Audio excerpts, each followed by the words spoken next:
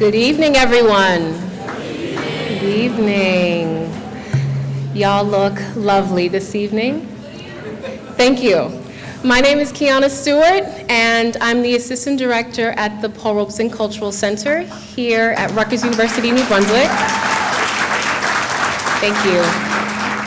I'm delighted to have you all with us this evening for our annual Paul Robeson Lecture. And this week is I'm Robeson Week, and this event is part of the America Converges Here campaign. So we have some special guests who are joining us this evening, and we're looking forward to the conversation. But we are joined in this space and fellowship in honor of the legacy and life of Paul Robeson. And to kick off our program, I would like to introduce the Chancellor of Rutgers University, New Brunswick, Richard Edwards.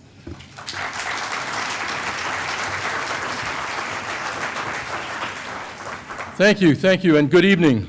It's an honor for me to be here to welcome all of you and to welcome our distinguished guests, Harry Belafonte and Susan Robeson.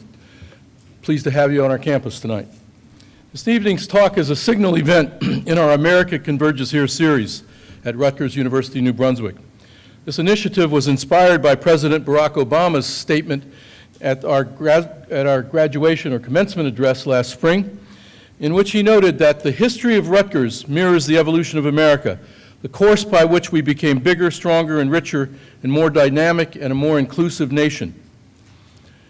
Through the events and programs in this series, we've been joined by thought leaders, artists, and activists, such as our guests this evening, to foster a rich exchange of ideas and to continue the conversation about what it means to be a university community that threads so many perspectives and experiences together. Earlier in this semester, we heard from Dr. Mark Lamont Hill about the role of diversity in academia. Jose Antonio Vargas chronicled his own journey to America and spoke on immigration reform. Noted science fiction writer Kim Stanley Robinson envisioned what our region would look like under extreme sea level rise. And next week, Congressman John Lewis will join us to talk about his graphic book series, March. And tonight, we're most privileged to have Harry Belafonte and Susan Robeson join us.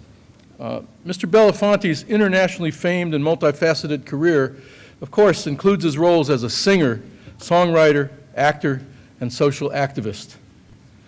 And a producer, documentary filmmaker, and writer, Susan Robeson is also the author of a pictorial biography of her grandfather, Paul Robeson, entitled The Whole World in His Hands. Rutgers University, New Brunswick represents a coming together of people, ideas, and sense of place like no other university in the nation. And I'm so thrilled that I can be here with Mr. Belafonte and Ms. Robeson, and with all of you, so that we can celebrate and explore the ways that America converges here. So thank you, and I'm now introducing two of my faculty colleagues, Vice Chancellor for Student Affairs, Felicia McGinty, and Professor Ed Ramsamy.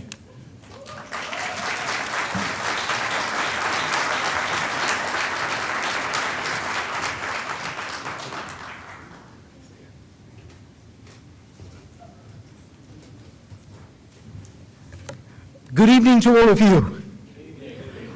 I am absolutely delighted that the spring semester is finally here.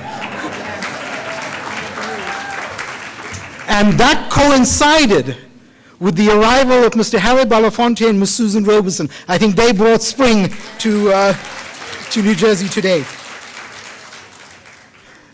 3 years ago, I was teaching a Byrne seminar with Dr. James Whitney from the Vice Chancellor's Office for Undergraduate Education. And we were asking students, some of whom are here in the audience today, what are some of the things we could do to commemorate the life and legacy of Paul Robeson? And as part of the discussion, the idea emerged, perhaps we could have an annual Paul Robeson lecture. And in 2015, we put that idea together, and Professor Stephen Bronner, the Board of Governors Professor of Political Science, who's sitting in the audience, graciously agreed to serve as that lecturer. Last year, unfortunately, Professor Barbara Ramsby had to cancel because of illness. And then when we were debating and talking about this year's series, Mr. Jim Savage, we will hear from in a few minutes, and his class were in conversations with Susan Robeson about building a plaza, which Jim will talk about in a few minutes. And then we approached Susan whether she will serve as the lecturer for this year. And then as part of Dr. McKinty's office, when you take an idea to Dr. McKinty, it always increases in scale. And that's the wonderful thing of working with Dr. McKinty. And through her office and conversations with the Paul Robeson Cultural Center, the idea came to combine Ms. Robeson's visit together with that of Harry Belafonte, because both of them, as you will find out, were deeply impacted Susan as a granddaughter of Paul Robeson, and Harry Belafonte as a mentee, as Paul Robeson served as a mentee. So we are delighted that this event has come together, and we look forward to it. Thank you. Thank you. Good evening. Academic and Student Affairs coming together to celebrate Paul Robeson, class of 1919. Absolutely. An international activist, but to us, Paul Robeson is a Rutgers alum who during his time at the university was a champion for justice, and he battled racial prejudice and discrimination while thriving as an athlete and a scholar. Robeson spoke out about racism and became a world activist. He always remained authentic and spoke truth to power and stood close to his values and beliefs. This event, as you've heard, is part of the America Converges Here series, where Rutgers, New Brunswick celebrates the coming together of people, ideas, and a sense of place like no other university in the nation. We are thrilled to have actor and civil rights activist, Mr. Harry Belafonte, here with us this evening. This has truly been a long time coming, and earlier this evening, as I said to Mr. Belafonte, we've been waiting for you to come to campus for over 3 years. He leaned in and said to me, "What took you so long?" So I've acknowledged that progress moves slow at a university, but we are thrilled to have you with us this evening, Mr. Belafonte. We're equally thrilled and delighted to have the granddaughter of Paul Robeson, Susan Robeson.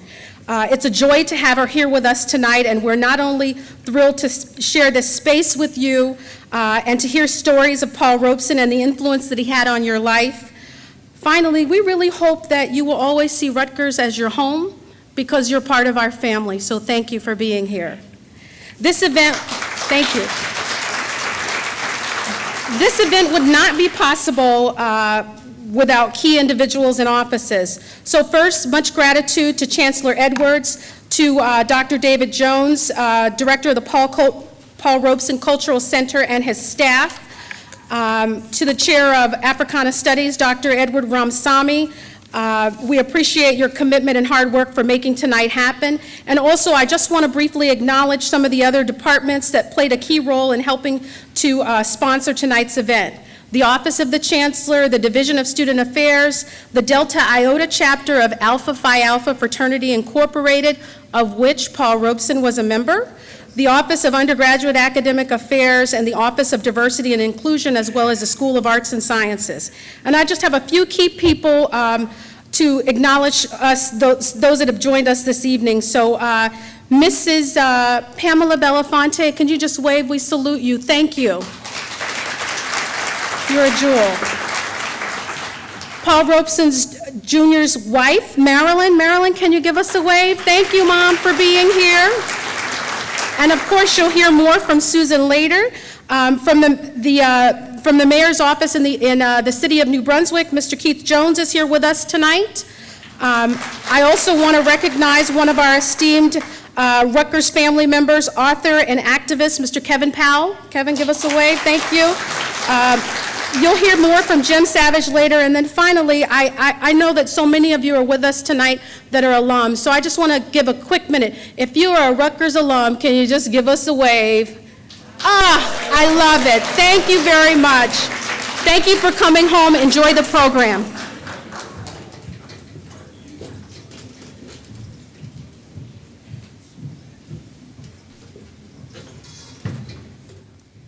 Can you all join me in now welcoming the Delta Iota chapter of Alpha Phi Alpha Fraternity Incorporated, who will be reciting a poem in honor of Paul Robeson's contemporary life and legacy.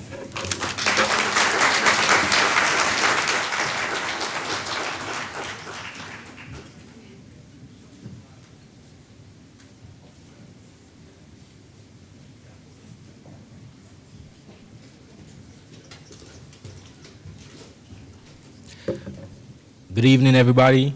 My name is Nana Kwekwano, the Delta Iota Chapter President of Alpha Phi Alpha.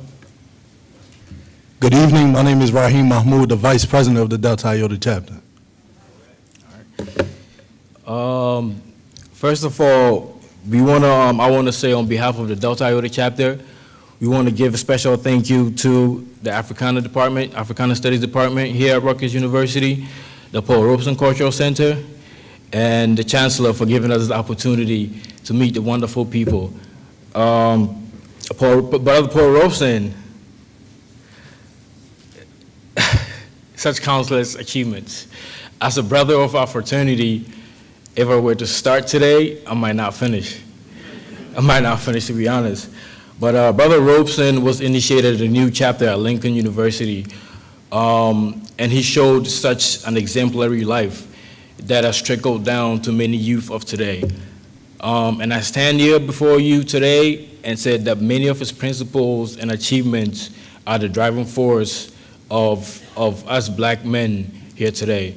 There's an inspiring song of his that we would like to share with you today.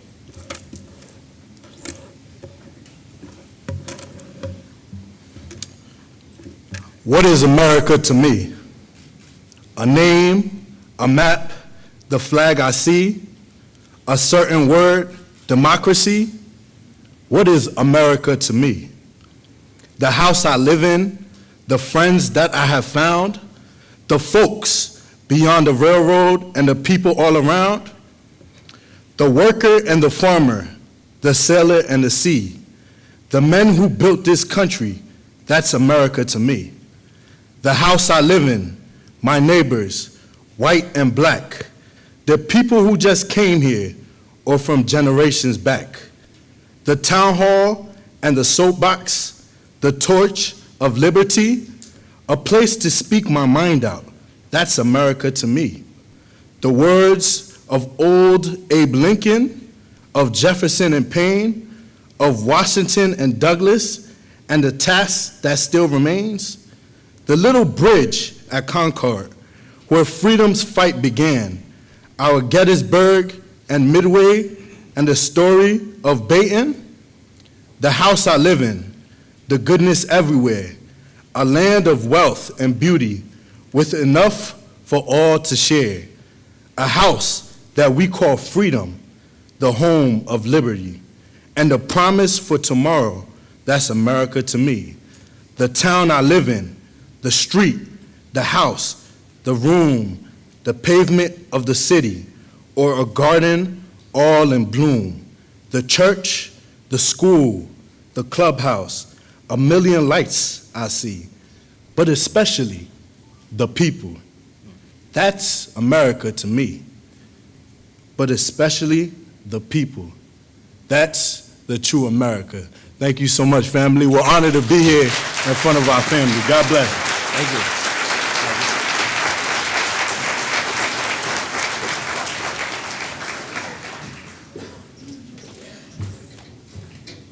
Thank you so much for reciting that song. We appreciate y'all being here. Next up, I would like to welcome Jim Savage from Rutgers University class of 1971. And Jim has a brief presentation for us, but has been instrumental in the fundraising campaign and ultimately the planning of the Paul Robeson Plaza, which is set to be unveiled in 1919, which is the 100th anniversary of Paul Robeson's, 2019. I went back a little bit. 2019, the 100th year anniversary of Paul Robeson's graduation from Rutgers University. So please join me in welcoming Jim Savage.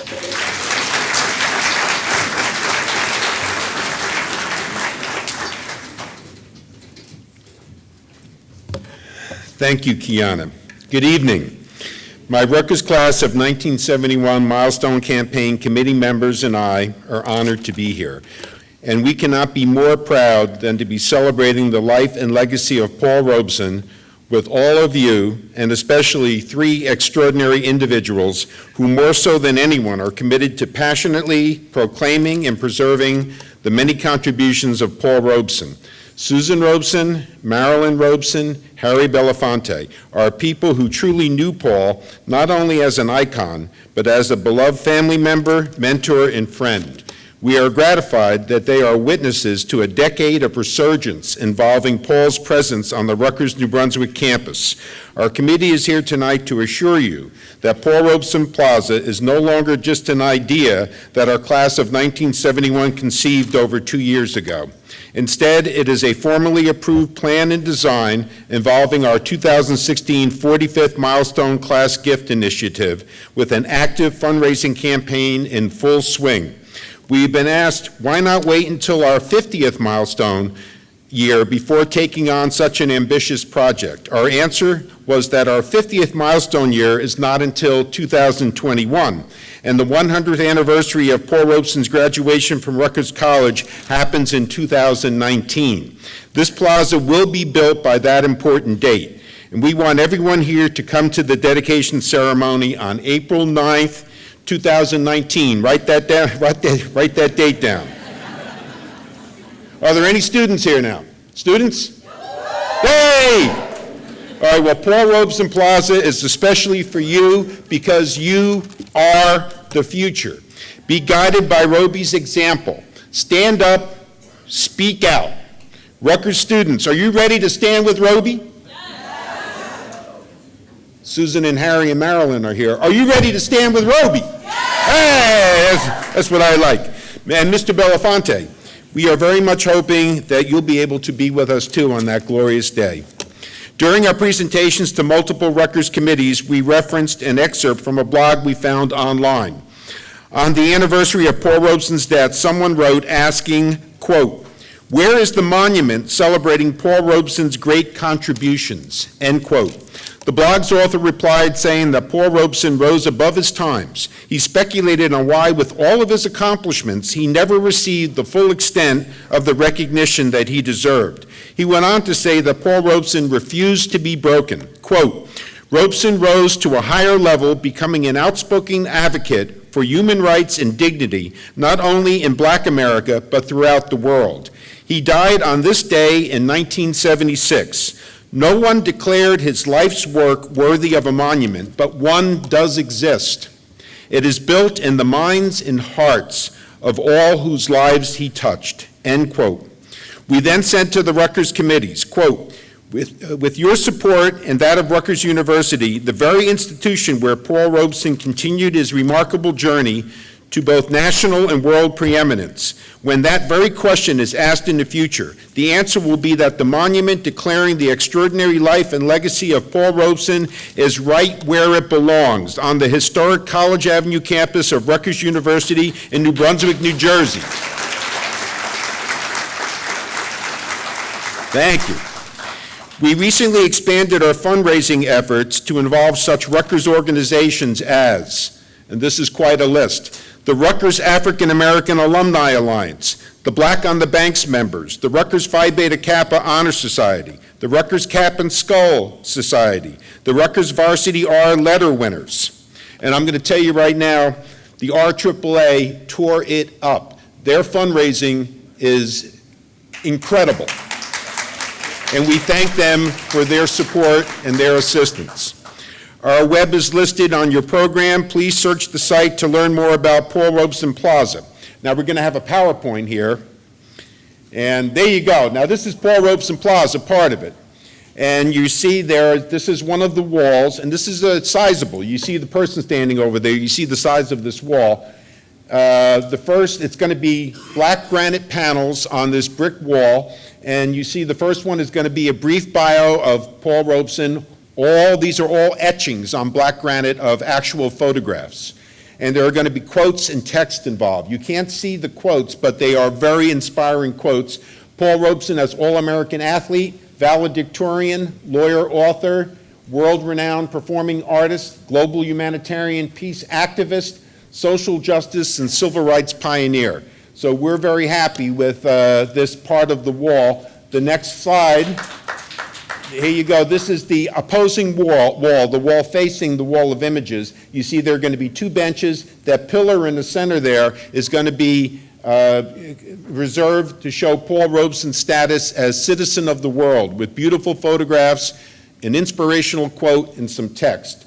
The next slide shows this is a drawing of the ground area of the plaza. Those ovals you see are pavers that can be reserved by donors, and they can inscribe those pavers with words of their choice.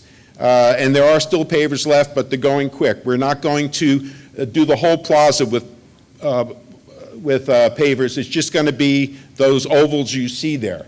So the next slide is going to show the location. It's at the corner of Seminary Place and College Avenue, kind of like behind Ford Hall, but very close to the street. It's not like hidden in any way. And this, we wanted it here because this is where Paul Robeson went to school. He didn't go to school in Piscataway. He didn't go to school all over the map. He went to school in this part of the College Avenue campus. The Voorhees Mall represents the classrooms where he attended, and we felt this place was keen and proper for the monument, and Rutgers has agreed with that. All right, thank you very much for those slides, and I'm glad I had someone helping me.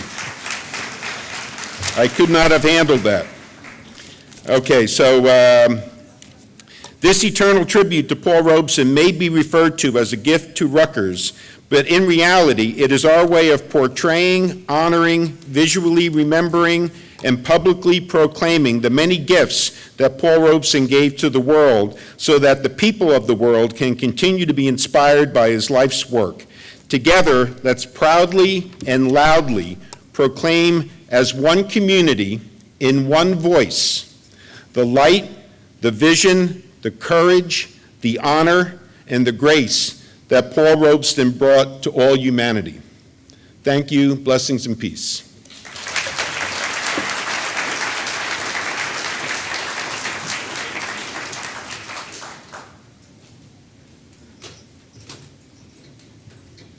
Good evening, everyone. My name is Tiana Ford, and I am the graduate assistant at the Paul Robeson Cultural Center, and I am so excited to introduce to you our distinguished guests this evening. I will begin with sharing with you Susan Robeson's bio. Susan Robeson, longtime documentary filmmaker, producer, and writer, has produced extensively for public television and network television affiliates.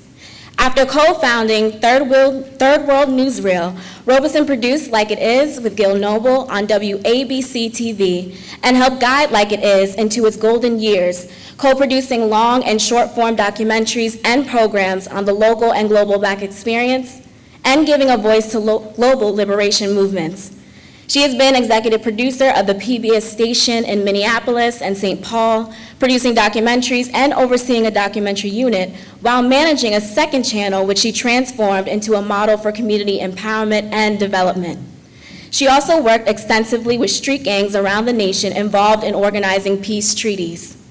Robeson's feature-length documentary, Don't Believe the Hype, on socially conscious hip-hop, premiered on Channel 4 UK and screened at numerous film festivals. Her work has also screened at Lincoln Center and the Museum of Modern Art. Robeson harnessed her experience in filmmaking and community engagement to design a nationwide citizen video initiative for the president of Timor-Leste to foster civic engagement and help build democracy in this first new nation of the 21st century. She has also been a visiting professor in film, American Studies, and African American Studies at Carleton College, Colorado College, and Macalester, and is currently teaching in film and communications at William Patterson University. Robeson is the author of the award-winning book, The Whole World in His Hands, a pictorial biography of Paul Robeson, and a forthcoming children's book with 7 Stories Press called Grandma Stops a War. She lives and works in the New York City area where she is writing her second children's book and is executive director of the Paul Robeson Foundation. Please join me in welcoming Ms. Susan Robeson to the stage.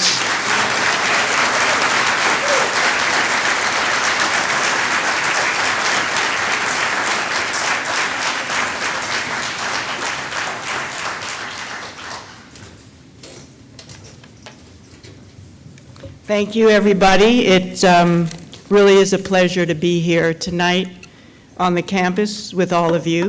I'd like to thank quickly Chancellor Edwards and Vice Chancellor Felicia McKinty, and of course David Jones and Kiana Stewart from the Paul Robeson Cultural Center, and of course the Africana Studies Department and Dr. Ramsamy, the School of Arts and Sciences, and Jim Savage and the class of '71 for your fabulous project. And it's a joy to be here with you, Harry, and share this moment. This is a first for us. We've never done a twosome like this. And my mother, Marilyn, who's here, and she's the one with tales to tell. She married my father, Paul Robeson Jr., in 1949, fresh out of grad school or somewhere around there, at the height of the political and racist hysteria of the McCarthy years. And I don't think she ever expected a mob, an angry mob, outside their wedding, shouting racist epithets and anti-communist and anti-Semitic epithets. So that start, set the tone in a way for our family and the way I was raised and the pillar of strength and wisdom that she was and still is. I'd like to just take a quick minute and let my grandfather have the floor.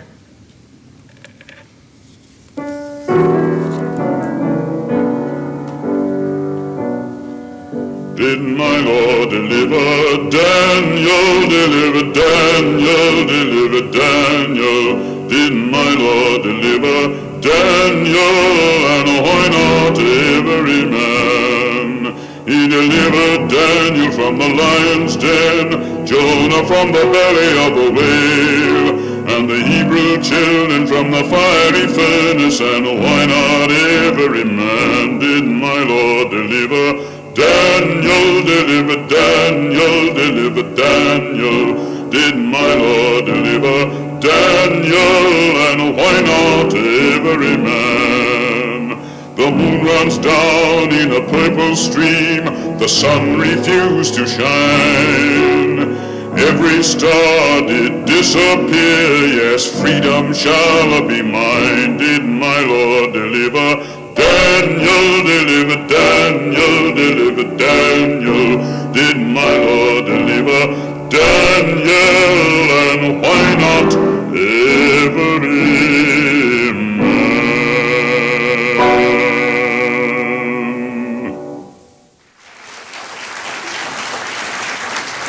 Thank you. So when I was a child, in the 1950s, which was really in the midst of the McCarthy years, when my grandfather was under siege, life was, here's what our family normal was like, a taste of that. We lived in Harlem. If my grandfather was going out, it was with an armed bodyguard if he was going outside of Harlem. And then there'd be all these discussions. If he was going to Penn Station to catch a train, well, he didn't need the bodyguard because the Sky Caps would meet him and they'd take care of him. And there was always this sense of protecting him and what that involved.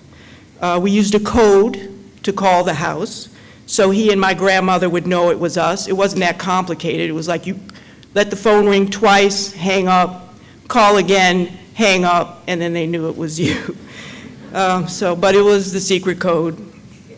There was an inner circle, and I knew who they were, and I knew what that meant as a child. I knew who we could trust and who was not trusted, we put it that way.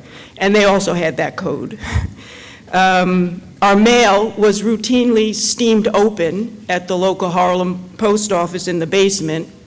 A copy was made, sent to the FBI, then they carefully sealed it back up and sent it on to us. And evidently, even the Dear Nana and Grandpa Paul letters were also steamed open and sent to the FBI.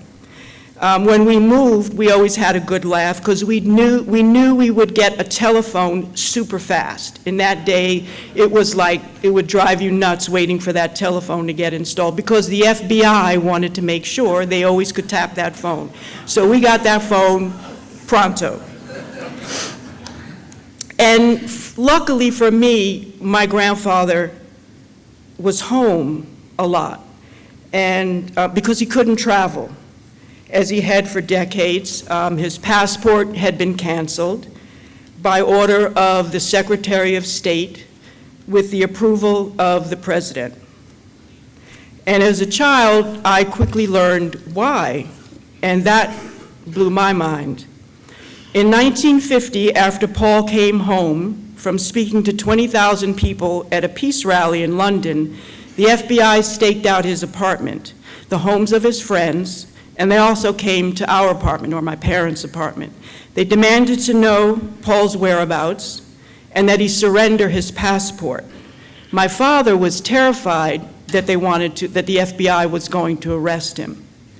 Paul managed to avoid the FBI for the rest of the night. In the morning, his lawyer negotiated with the FBI to meet Paul in his office. When the agents arrived, they demanded that Paul surrender his passport. The lawyer asked why. The agent in charge said the following: Secretary of State Dean Acheson considers Mr. Robeson's travel abroad detrimental to the best interests of the United States. His frequent criticism of the treatment of Negroes should not be aired in foreign countries. If Mr. Robeson wants the State Department to reconsider, he must sign a statement guaranteeing he will make no speeches while abroad. When he sued the State Department to get his passport reinstated, the government briefs went further. Quote, by Mr. Robeson's own admission, he has been for years extremely active in behalf of the independence of colonial peoples of Africa. The diplomatic embarrassment that could arise from the presence abroad of such a meddler traveling under the protection of an American passport is easily imaginable. So by pointing out the hypocrisy of American democracy when it came to Black Americans and the hundreds and millions of people living under colonialism, Paul exposed America's Achilles heel at a time when the U.S. was selling itself as the champion of the free world.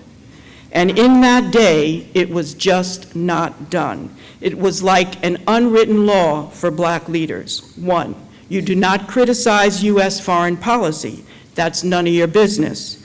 You do not speak out against segregation and racism in America in international settings. It makes America look bad, and it's unpatriotic. Three, you do not build bridges between the civil rights struggle in America and movements against colonialism in other parts of the world, like India or South Africa or Vietnam, which was then French Indochina. What happens to those people does not concern you. And Paul did exactly that every chance he got at the top of his lungs. As a result, for more than 8 years, he was blocked from traveling.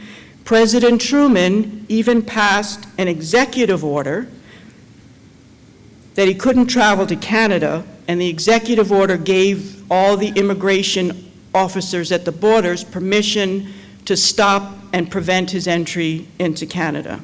So that was a special executive order, which I've actually never seen a copy of. I would love to research and find that. At the same time, he could no longer perform anywhere in the U.S. If a promoter scheduled a concert, the FBI forced that promoter to cancel, and this happened systematically, concert by concert, all across the country. Robeson records were removed from stores. No recording studio would rent to him for any amount of money. If a Robeson record was played on the radio, the DJ was fired. If a federal employee attended a Robeson, or was known to have attended a Robeson concert, they were fired. Carnegie Hall changed its contracts. Whoever booked the hall had to guarantee that Robeson would not appear on the stage. Books that mentioned his names were removed from the public libraries. And that's when the Rutgers Athletics Department removed Robeson from the wall of photos of alumni who'd been named to the All-America football team. These are just a few details of what was an unprecedented, orchestrated, and systematic attempt to erase my grandfather from public view and the public mind and silence his voice. That's the environment I grew up in. So I had another vision of America and another vision of the world that came from my family and understanding some of these experiences as a child. And so how did it all begin, which was something I was kind of curious about as a kid. In part, it began on a battlefield in Spain in 1938. And this was, to me, Grandpa. Paul decided he had to do more than speak and sing at rallies and benefits to raise money and humanitarian aid during the Spanish Civil War. Historians call the Spanish Civil War the dress rehearsal for World War II, Hitler's testing ground for World War II. Fascist generals in Spain, led by Franco and backed by Hitler, had just overthrown a democratically elected government. This set off a civil war. Hitler sent troops and his bombers. Paul decided to go to the front lines of the fighting at Teruel in Spain and sing for the loyalists who were fighting the fascists to reinstate the government. When he arrived at the front lines after surviving bombings along the road, he asked that loudspeakers be set up to face both sides of the front line of the battlefield. He stepped forward to sing. Soldiers on his side put down their guns. The firing then stopped on the other side. And while Paul sang through the night, the battle stopped. And from that moment on, he understood his power and his responsibility as an artist. When he came back from Spain, he told his friends, "Something in me has turned. Personal success is not enough." As World War II engulfed Europe in 1939, he came back to America and his career skyrocketed. He was among the highest paid, most popular concert artists, on a par with Frank Sinatra. It was like the first crossover phenomena in a way, transcending race in terms of his popularity. The sheer numbers tell the story. In 1940, he sang a concert to an integrated audience of 165,000 people in Chicago's Grant Park. The same year, an outdoor concert in Central Park drew an audience of 100,000. He routinely filled stadiums of 30,000 people for his concerts. His political rallies at places like Madison Square Garden were standing room only. His political base was the Council on African Affairs, which he co-founded in 1937. The vice chair was W.E.B. Du Bois. The Council was the leading organization in the U.S. concerned with African affairs. Its mission was to promote the independence of African colonies and support the full freedom of people of color throughout the world, especially the independence movement in India, led in part by his good friend Nehru, and especially the growing civil disobedience movement in South Africa, led by the youth wing of the ANC, a young Nelson Mandela, and Paul's good friend from London, Z.K. Matthews. So they had moved the ANC to a much more radical place right in that period of time. From this base, Paul became, to steal a phrase from Chuck D, CNN's Black America, and Progressive America's too, because nobody was talking about this. It wasn't in the media, it wasn't in the press. And so the only way you could get this news and this information was to come to a meeting or come to a rally, and the council was the heart of that. There's a great photo of Paul speaking at a Harlem meeting. He's got a button on his lapel. It says, "Africa must be free." He's waving a paper in his hand that says, "End the war in Indochina." And he's criticizing the U.S. government's shipment of arms to the Dutch to help them crush the independence movement in Indonesia and maintain colonial rule. So he carved out a life as an artist and an activist unlike anyone else in his time and prophetically ahead of the times. For almost 2 decades, from the late 1930s through the 1950s, really, he was the radical voice opposed to the go slow, don't rock the boat gradualism that ruled the day. 4 examples among many. First, he refused to function according to the rules of segregation. He refused to perform to segregated audiences. He demanded and won the unprecedented contractual guarantee of no segregated venues with his concert tours. However, that didn't always work out. One time he walked on stage for a concert in Kansas City, and he could see, it was obvious the audience was segregated. And he was angry, to say the least. And during the intermission, he threatened to walk out. And the local leaders were like, Paul, don't do it, just continue, you can't do that. And so he went back on stage. He announced that he was continuing under protest, and why, and he sang the song Jim Crow.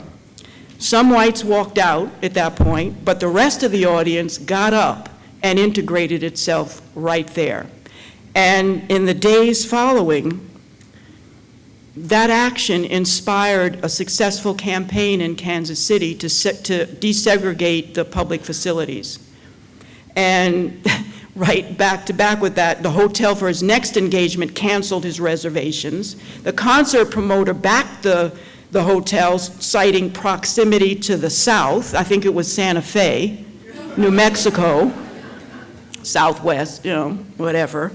And so Paul canceled his concert. And all this was like national headline news. So people got that spirit.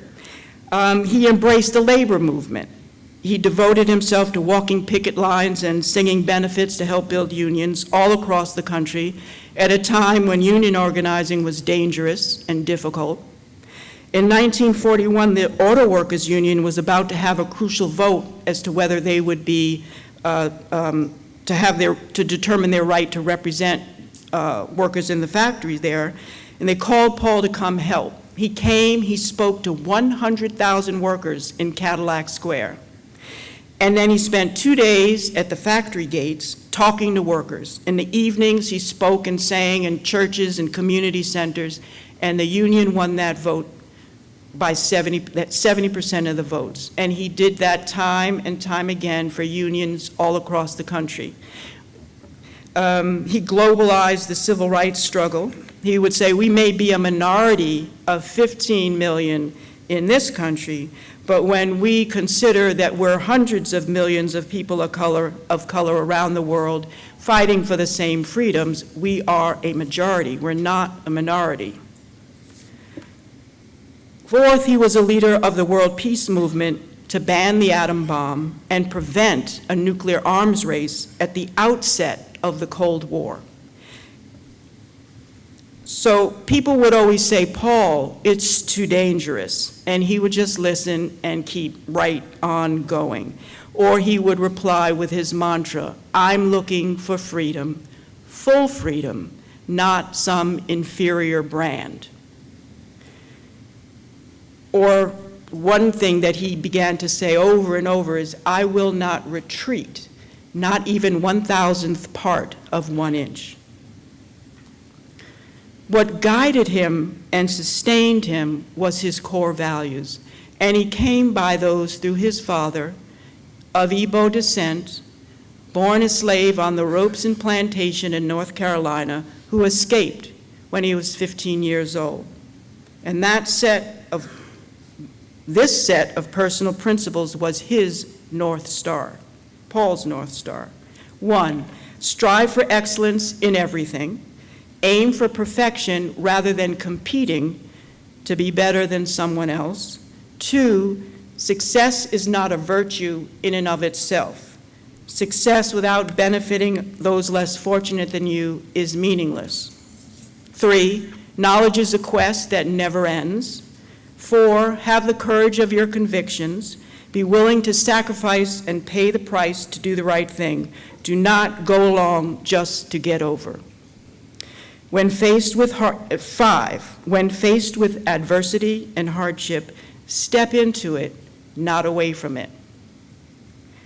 To keep Paul's legacy alive, we need to embrace those values. We need to internalize them and live by them in everything we do. And we need to live the words of Frederick Douglass, who was a great inspiration to my grandfather. The limits of tyrants are prescribed by the endurance of those whom they oppress. Thank you.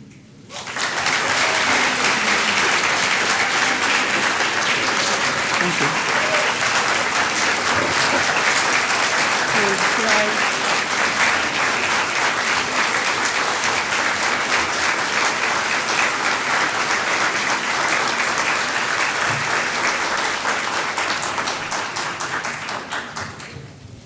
Wow. Thank you so much for sharing that incredible story and his values. Can we give one more round of applause? Ms. Susan Robeson, thank you. At this time, I'll be sharing Mr. Harry Belafonte's bio. Harry Belafonte is a legendary and multi-talented artist and activist. He was the first Black performer to win an Emmy Award and the first recording artist to sell over 1 million copies of a single album with Calypso in 1956, featuring his hit, Dale. Everybody knows that? Me say it, okay. Born in Harlem in 1927, Belafonte spent time with his maternal grandmother in Jamaica before returning to Harlem for high school. After a tour of duty in the U.S. Navy, Belafonte returned to New York City, where he worked as a janitor's assistant. Belafonte first encountered the theater when he was given a ticket to a production at the American Negro Theater in Harlem for doing repairs in an apartment. Soon after, he joined the dramatic workshop of the New School of Social Research with classmates like Marlon Brando and Tony Curtis, and became thoroughly immersed in the world of theater. Paralleling this pursuit was his interest and love of jazz. His many firsts and the overturning of numerous racial barriers in American performing arts are legendary. Belafonte met a young Dr. Martin Luther King Jr. on King's historic visit to New York City in the early 1950s. Belafonte and King developed a deep and abiding friendship, and Belafonte played a key role in the civil rights movement, including the 1963 March on Washington. In 1985, disturbed by war, drought, and famine in Africa, Belafonte helped organize the Grammy-winning song, We Are the World, a multi-artist effort to raise funds for Africa. Belafonte was active in efforts to end apartheid in South Africa and to release Nelson Mandela.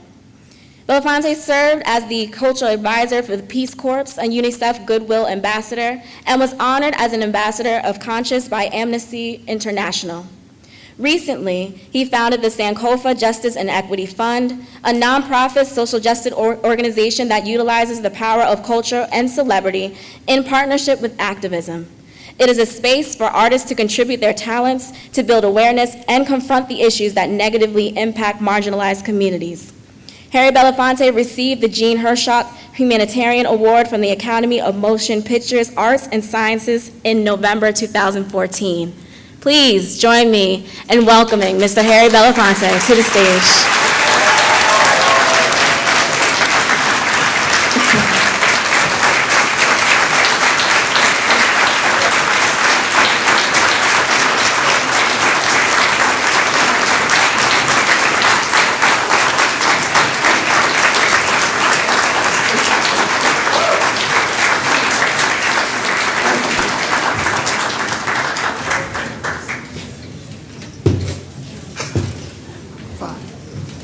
Thank you, Susan.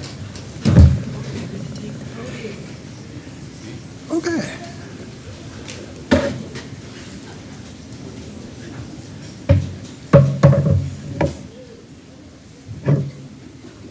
Good.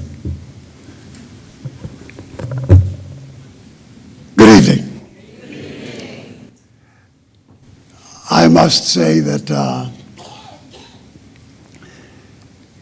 I I'm somewhat overwhelmed at the idea of standing here at Rutgers University in the shadow of a history of a man that has meant so much to the world. And to those of us who were graced by history's mischief to lead us into a place that Robeson, Paul, chose to let his presence be known to us personally. Rutgers University, I think, has done in his name a great service by all of the artifacts and all of the institutions that have been graced by Paul's name. And I think through that service, the institution connects the outside world with a deeper understanding of what Paul Robeson meant, not only to those of us who were touched by his presence, but what he meant to America and what he meant to the world indeed, in helping to shape a precise and very clear understanding of global oppression. I served in the Second World War in the United States Navy. And at the end of that adventure, coming back to America, like many of us of color who served in that war, we were not invited to the table of celebration over the victory that we had experienced in dealing with Hitler and fascism. The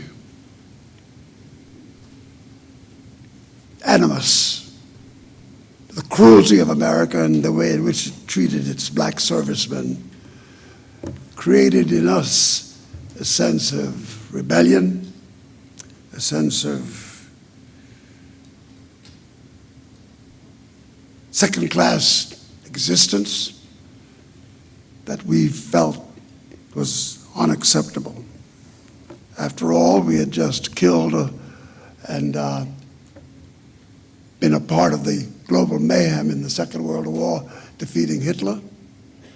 And in that struggle, we talked about democracy. We talked about freedom. We talked about human rights. And when we came back to America, in the world from the abyss of that group of dictators which smothered the human heart.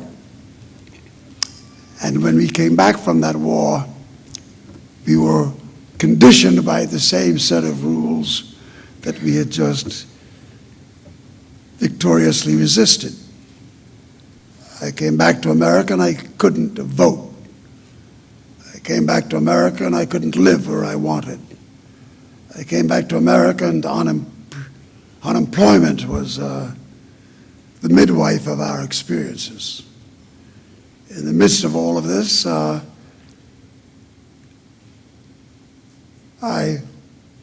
like many others, was seeking to find where we would be and what we would do in the face of this injustice.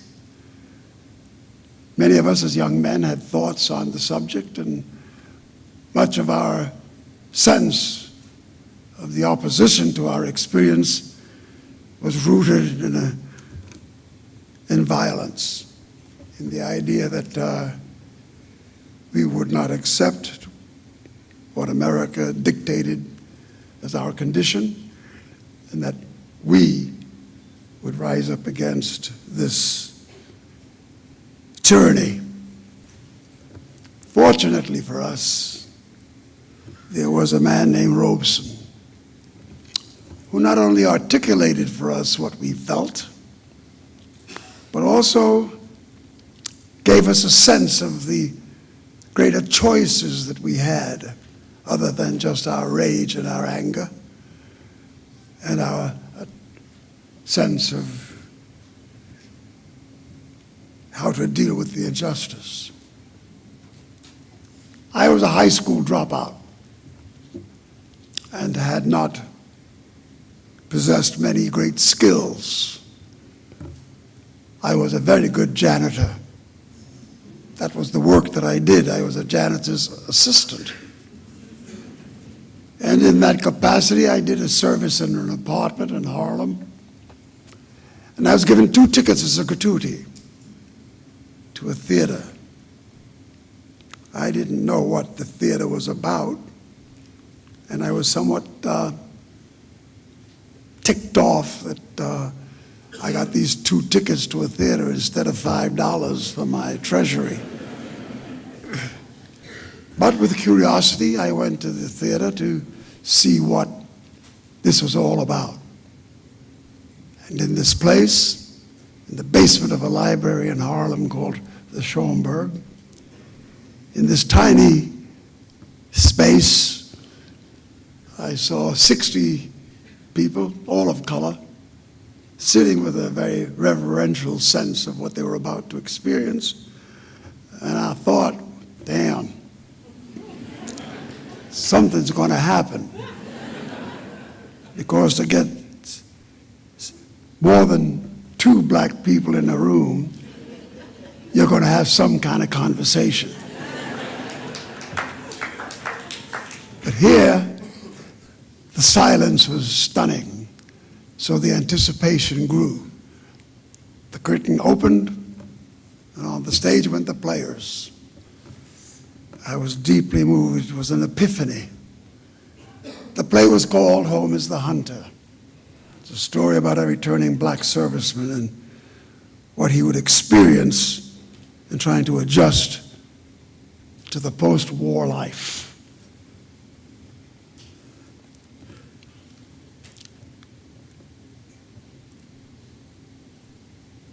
With this group, I saw that the place my life would wind up being launched. These group of men and women that played in this place suggested to me that there was a section of our community that I knew very little about, the black intelligentsia. I knew kids from the street, I knew guys like myself, I knew all the men that I shared the war with, but none of them were quite the group that I ran into when I walked into the American Negro Theater. Jump ahead, I became a member. I didn't want to be an actor. I didn't want to be anything that was artistic. I just wanted to serve the community. I wanted to be in that environment. I wanted to hear what everyone else was saying because I suspected there was opportunity here. So I joined the group.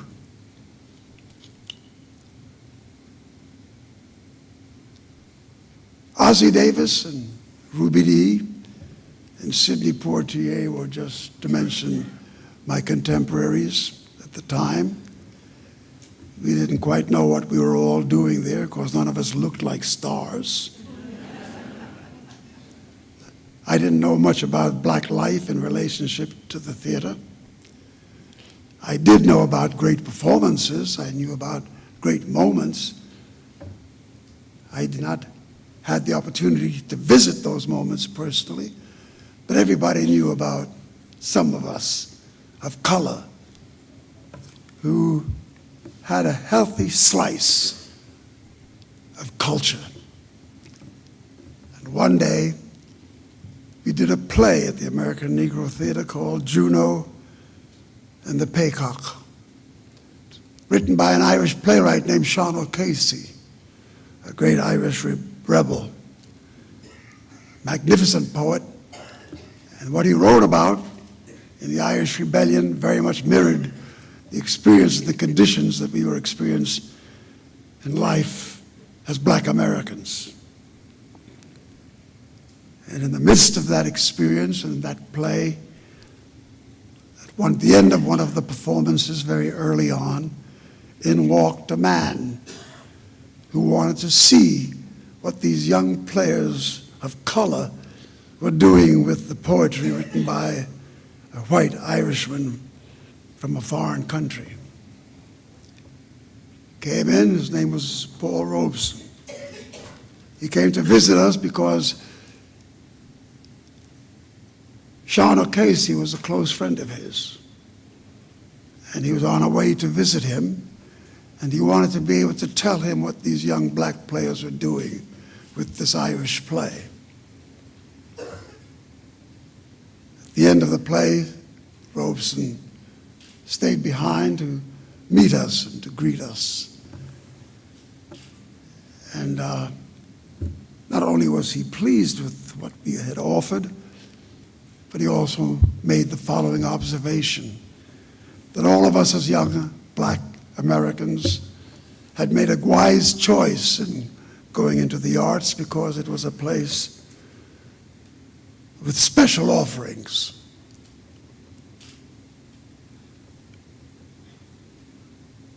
He pointed out that artists, and the choice that we made to be in the world of culture, that artists were in fact the gatekeepers of truth. We were civilization's moral compass. We were civilization's radical voice. Those were rather hefty anointings.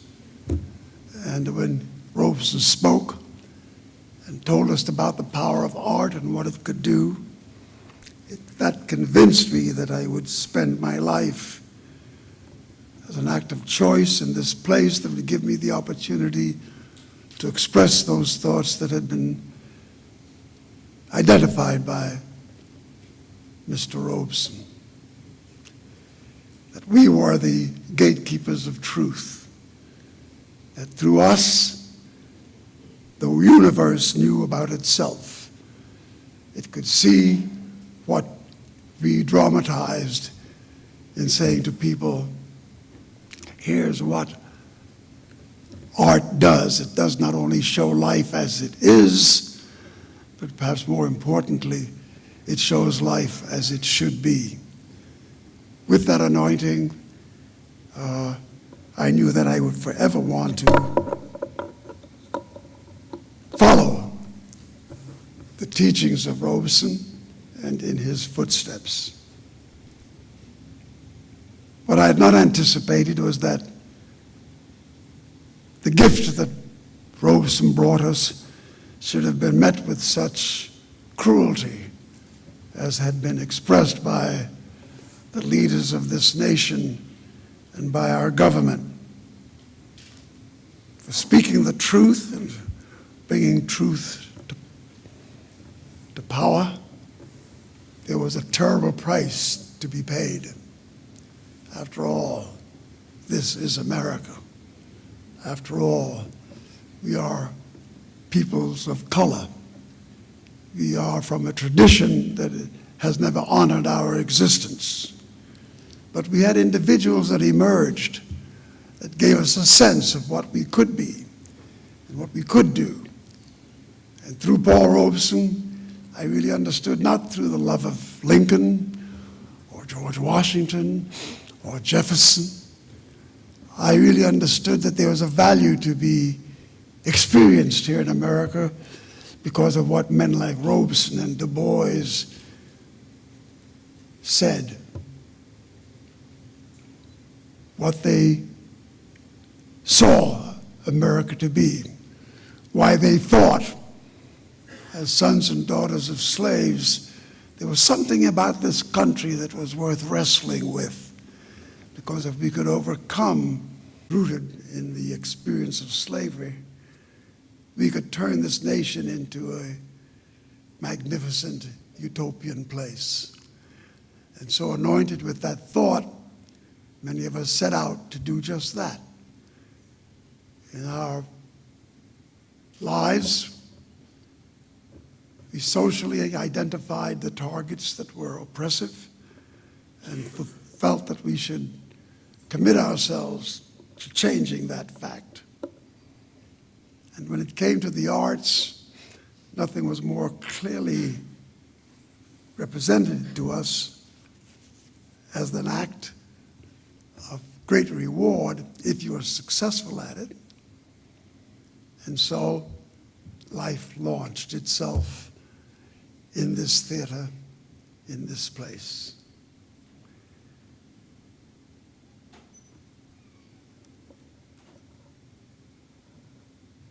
The way in which Paul Robeson was treated was not only a great shame for this nation, but to the passion and to the sense of what this injustice brought, many of us rose up as the disciples of Paul's teachings and by all those people he introduced us to.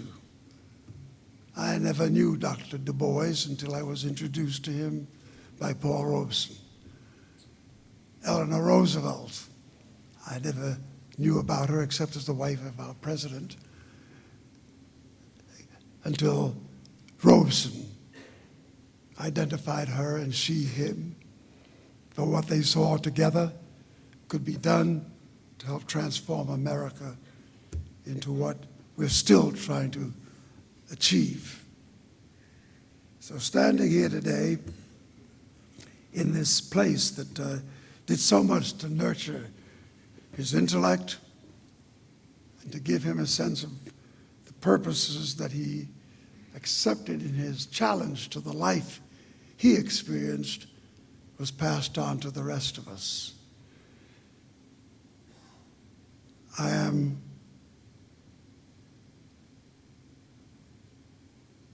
listening to myself speak here at this moment and feel that I could talk on forever.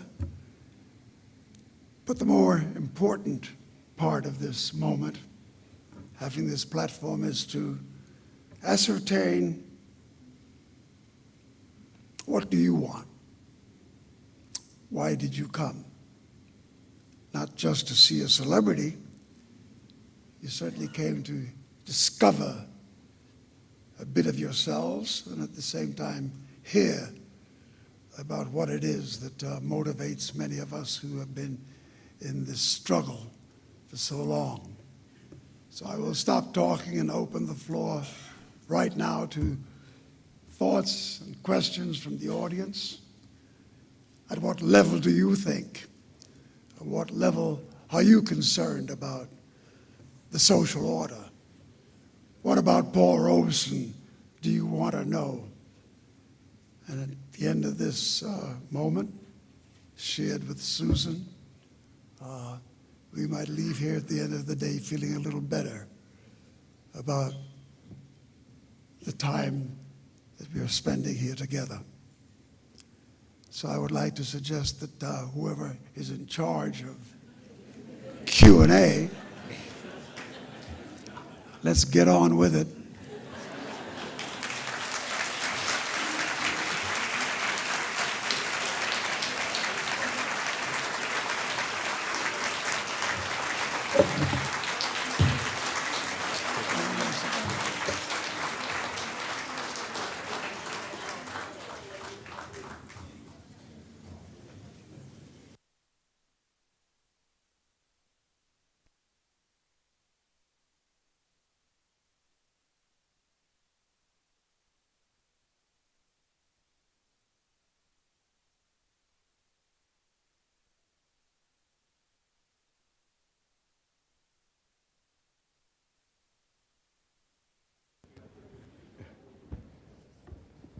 One, two, okay. I'm on. All right, so we're very honored to have you here, and both Harry Belafonte and Susan Robeson, and thank you for your remarks and your storytelling of your remembrance of Paul Robeson and his legacy and the work that he's done right here in this country and throughout the world. And so Professor Ramsamni and I, we're just going to begin with a couple questions, and then we're going to open up to the audience to engage in a Q&A. But you spoke about the values of Paul Robeson. You spoke about the sacrifice speaking up, not being silent. He spoke about his passion for equality and his conviction for living a purposeful life in which he engaged many others in that fight for justice. In 2017, we're sitting here today still fighting against some of those forms of injustice, racial injustice in particular. What would you say to the young people in thinking about Paul Robeson? What are some of his approaches and some of his ways in which he dealt with fighting against racial discrimination and prejudice in his era? What are some ways in which we can embody his principles to be activists in our own communities in 2017?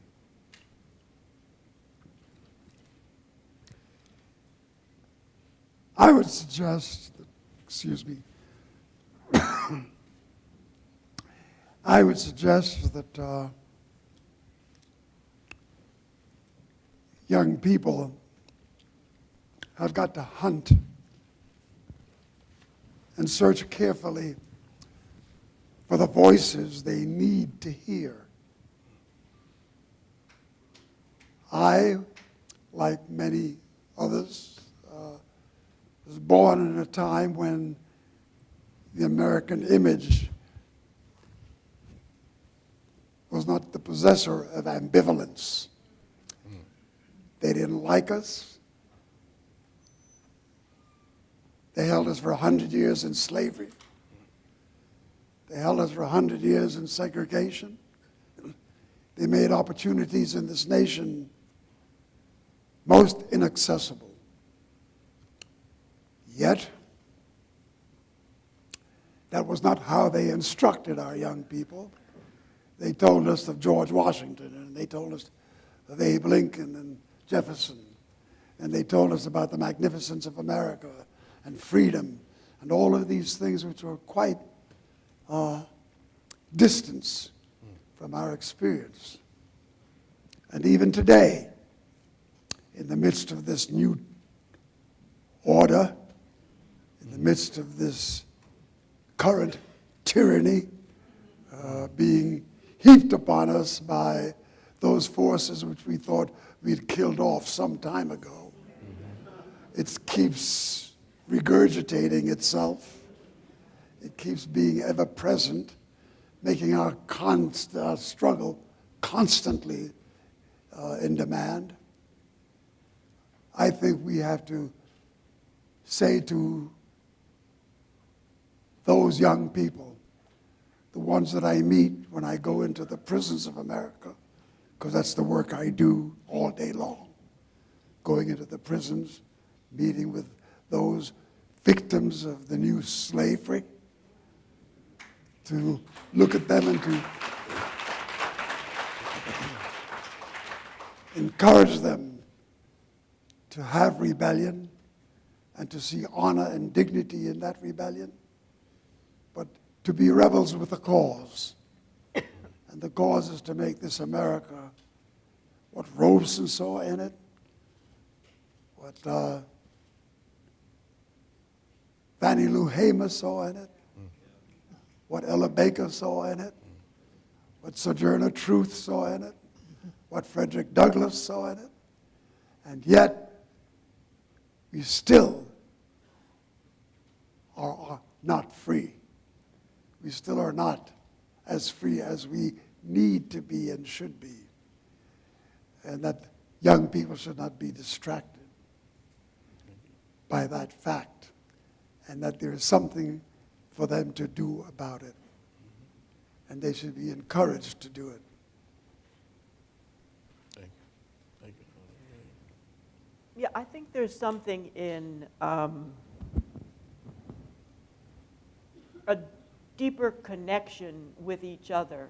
Because one of the things that I noticed about my grandfather, and of course, an extraordinary, nobody's like that. But when you sat down and talked with him, I'm sure you had this experience, he made you feel like you were the center of the world, because he was connecting with you at your core, and he was touching your soul, and he cared. he wasn't just having conversation, or he wasn't just doing a transaction, as our president might define relations. He cared, and he listened, and then out of that, something grew. And that's empowering. I think that's part of the way he activated people. And I think that we can do that with each other, to really connect and talk and get down to your core of who you are and be authentic. And then go from there in your relationships and what you do. And I think we're seeing the power of from the bottom up. You know, and I'm saying it in that spirit. Like, I think what defines today is that everyday people on an everyday level are coming together and are taking action. And I think that's what's making a difference very fast. And we have the tools. We have the tools to be global citizens. We have the tools to be connected, and we know how to use them. And I think that we just need to find the voices, be informed, and be authentic, and build relationships that have meaning, and not be afraid how other people might view that. You know, that you're too serious, or, you know, why don't you chill out? It's not the time for that. You know, why aren't you partying tonight? And you know, that kind of courage. You know, Mr. Belafonte, you talked about that when you talk about the nobler traditions of freedom and democracy, you don't go to the Jeffersons, you don't go to the Washingtons, you go to the Paul Robesons, you go to the freedom struggle, etc. And I want to ask both of you, because it was in both of your speeches, of how do we remember Paul Robeson and his efforts to bring us closer to those ideals of freedom, justice, and equality.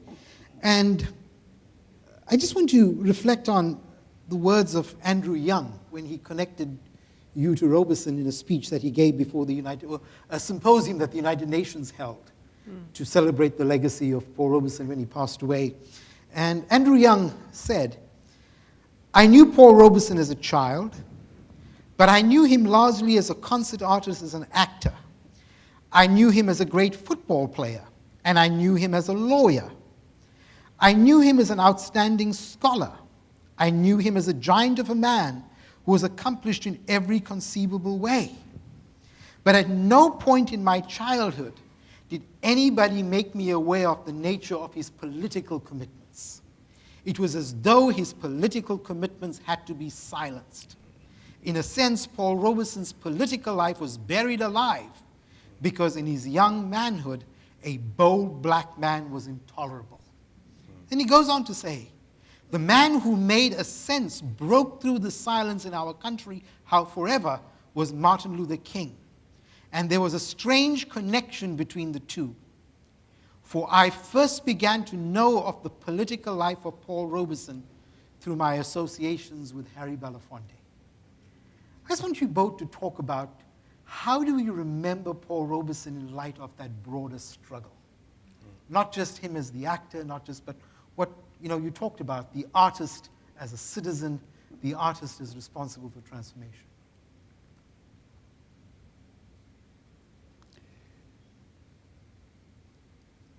I guess I can best define the answer to your question by making this historic observation. My mother was an immigrant woman, came from Jamaica. She met my father, who was a bit of a philanderer,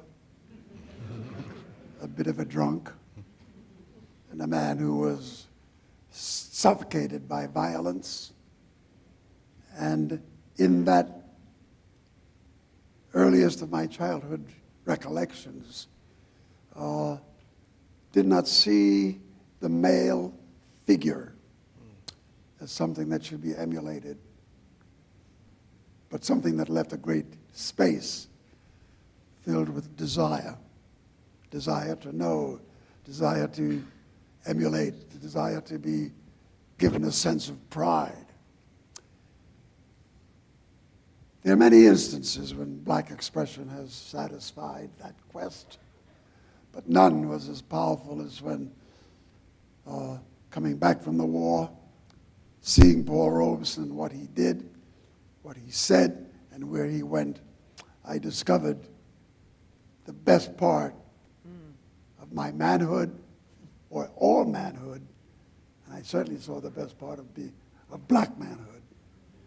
And watching Robeson, not only on stage, but doing Othello and singing, as he did so gloriously in so many languages, had a huge impact on my own life and the choices that I made on a daily basis on where to go and what to do and what to look out for. And so for me, one of the greatest moments in Paul Robeson's life can be seen by looking in the archives of the testimony that he gave before the Congress of the United States of America when pressured into coming before the committee to be charged with treason. He stood up so eloquently and so powerfully to this white tribunal, and with strength and power and with conviction, put those men in their places, and one by one, I watched them all wilt under the power of the truth that's poured forth from Robeson's voice.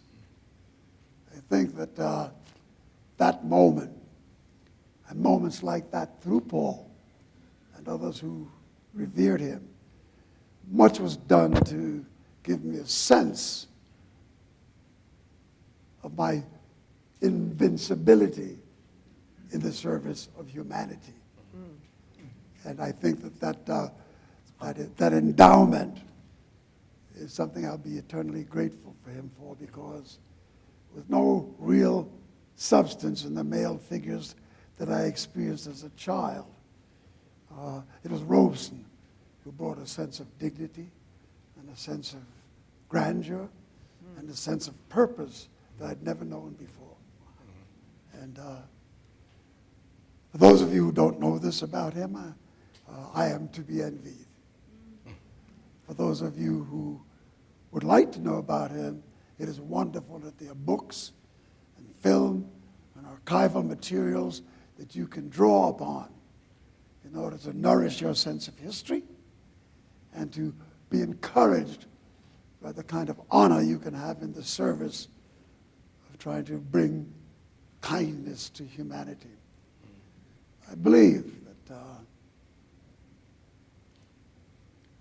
no one person, from my experience, and there were many, I'm not saying they don't exist, but no one person touched me in quite the way that Paul did. He not only gave me a sense of honor in blackness, but he also gave me all the tools, because I outfoxed them. They came after Paul and they crucified him. They took away his income. They took away his livelihood. They tried to crush his dignity. And in looking at him every inch of the way, I said, that's what I want to be. That's where I want to go. That's what I would like to be able to just touch for a single moment the grandeur of the life that this man is exemplifying. And so for me, I understood how to deal with McCarthyism. I understood how to deal with the blacklist.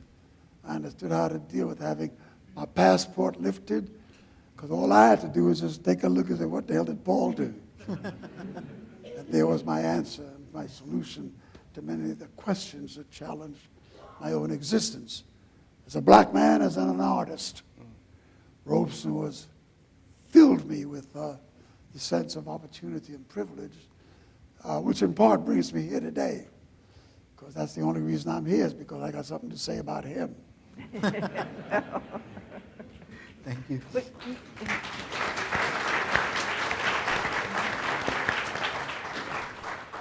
You also, I mean, you've known three of the greatest men of the century, human beings of the century.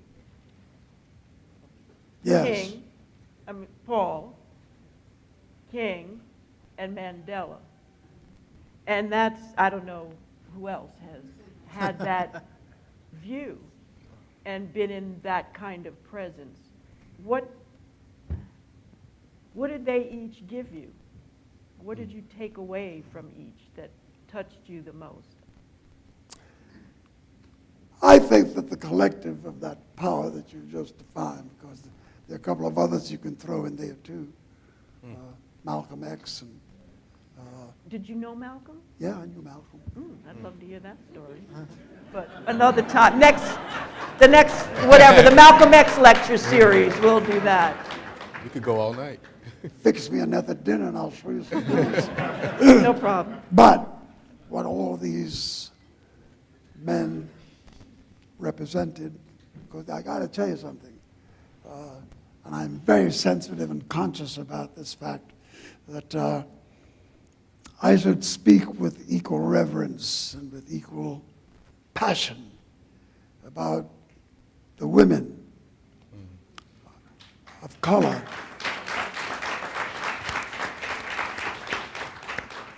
because although Eleanor Roosevelt led me to a lot and helped me create relationships that I would otherwise have never had, especially with people from Africa.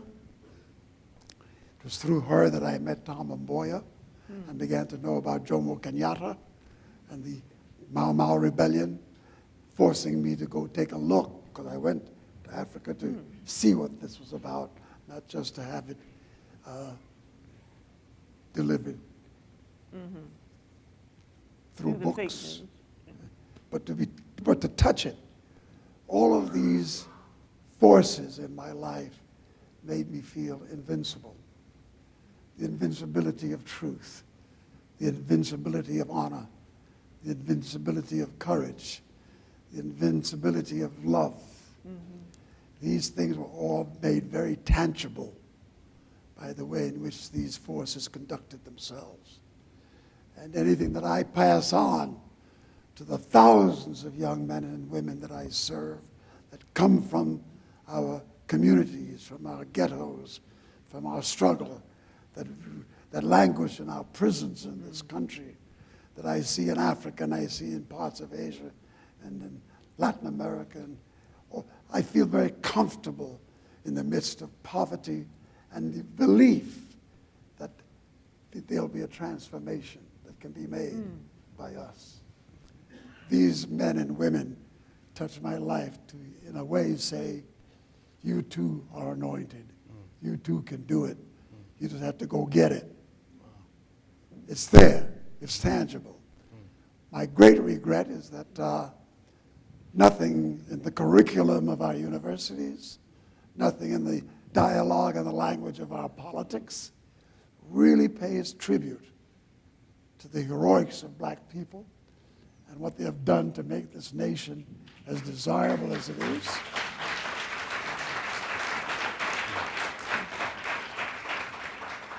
And that we have work to do as individuals. Because when black people say to me all sorts of things, I keep getting the sense that somehow you're deferring our dilemma to some other place and to some other group. It's right within the heart of the black experience. When last at your dinner table have you discussed Fannie Lou Hamer with your child? When last at your dinner table have you discussed Thurgood Marshall with your child? When last at your social environment have you said anything that keeps before our children a sense of honor about the history that they're into?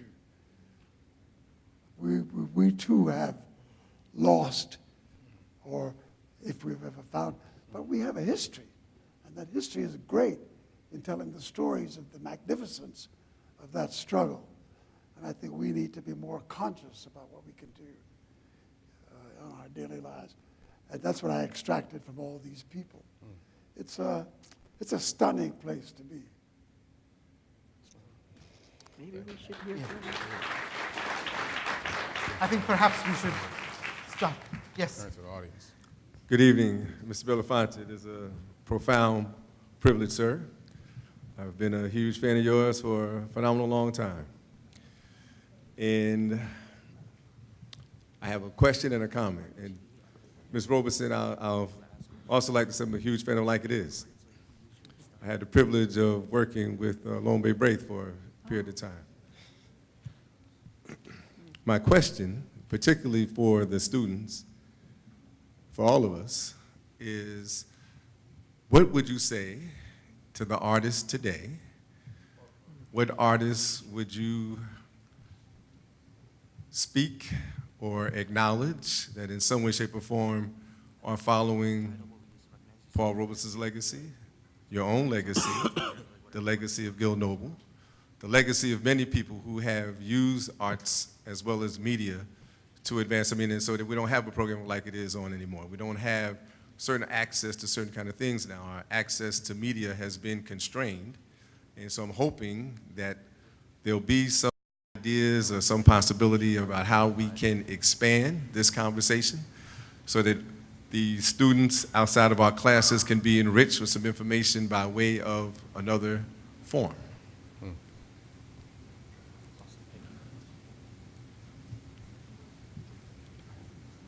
Can I have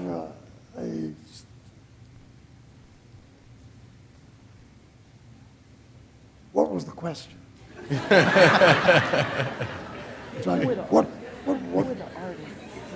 What were the artists? Who are the artists Yes. today that carry forward this tradition? Thinking about the artist, is there an artist you would I identify? thought that was the question. Yeah, I think basically. Is there an artist you would identify with today? I think we have been a bit harsh in how we judge the artists and what they have or have not done from a perspective that we might hold. America's a tough trip. If you are anointed and rewarded for being subservient and for being inattentive and for being willing to let the crushing of humanity be a part of your daily diet, that crisis in itself has got to be measured not so much about what we do, but by what we are permitted to do. And when those who hold the key to the power over human behavior begin to instruct you in a way that continually nourishes your sense of inferiority, it's hard to come up against that and what the obstacles are that they have put before you. I think we have some wonderful actors, great painters, great writers, great poets. They don't evidence themselves because the essence and the power of their poetry is protest against the human condition. And white folks just don't want to hear that too often. They don't want to hear about it too often. Every time I've gone to the studios with a script or an idea about something that's going on and the drama and the struggle of black life, they say, nobody wants to go there. We hear enough of that in the 6 o'clock news. Entertain us. And constantly artists are being put upon to entertain rather than to instruct and rather to speak. It takes a special kind of understanding to stand up against all that and say, your trinkets mean very little to me. Would I love to have an Oscar? Sure. But I ain't gonna roll over and die if I don't get one.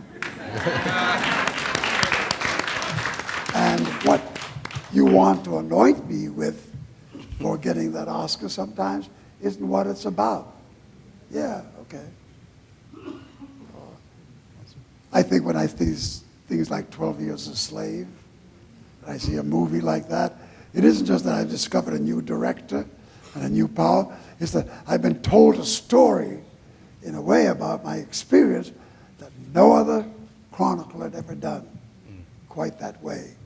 And I am ennobled by the act of this black artist putting this film together in the face of so much to overcome to get to that place where you're going to discover who we are. We're not easily found, but we're there. And it just requires that you have to hunt a little bit deeper to find the truth of what we have to say, especially through the arts. Because if you don't know Jake Lawrence, if you don't know Charlie White, if you don't know the great writers, the James Baldwins and the people, it's all there. Go find it and nourish yourself by having it adorn your space. There's a lot of work we can do. We're just too busy watching Netflix.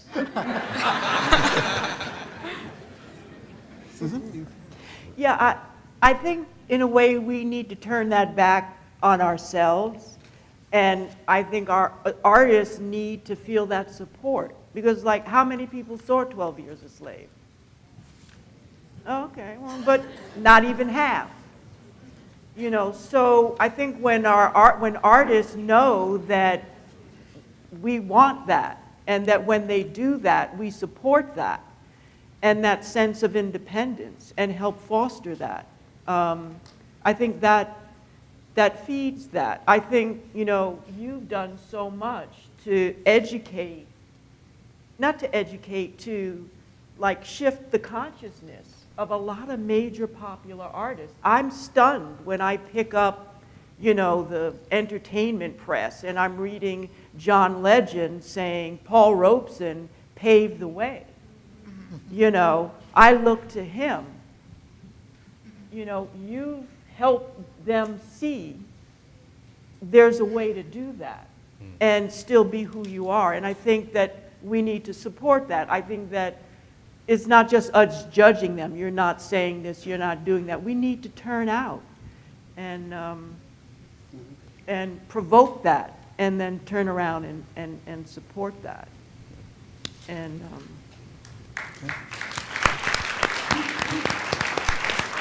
I think what we'll do is take 2 questions at a time. So we'll take one from this end, one from that end, and by your second sentence, get to the question.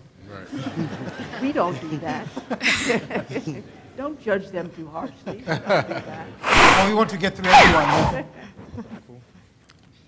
So how do you feel about Rutgers being so diverse but not offering a diversity requirement? That's direct. Okay. How do we feel about Rutgers being so diverse and not having any kind of diversity courses in its core curriculum, correct? I don't feel anything. Lip service, in other words. I don't feel anything. What are you doing about it?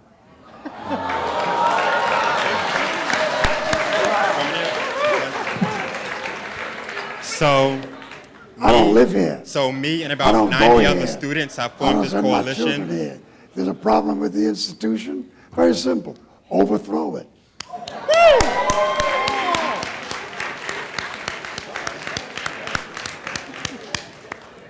Yes. Thank you. I have a question actually in a very similar vein.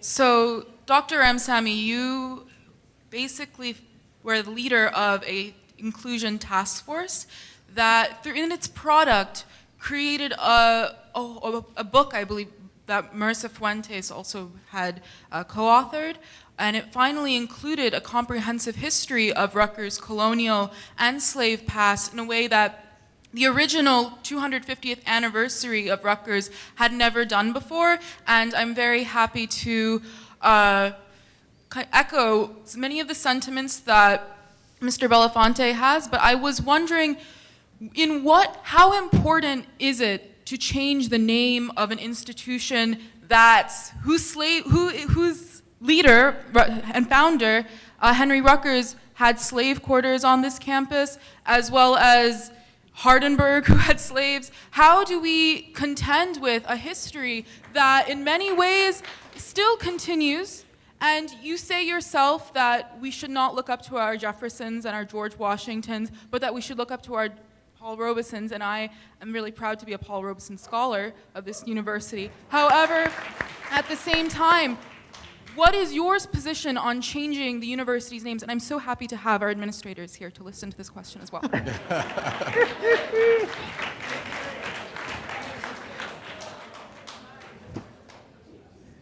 Oh, that's Repeat the question. The question was for... I'm here to ask the questions, really, not answer the questions. But very quickly, the task force that you referred to was actually chaired by Professor Deborah Gray-White and Professor Fuentes from history. I chaired the other task force on inclusion and community values. I co-chaired it. And we are having our meeting next week at 6:30 to sort of discuss that report. So we'll keep that discussion for next week, Thursday.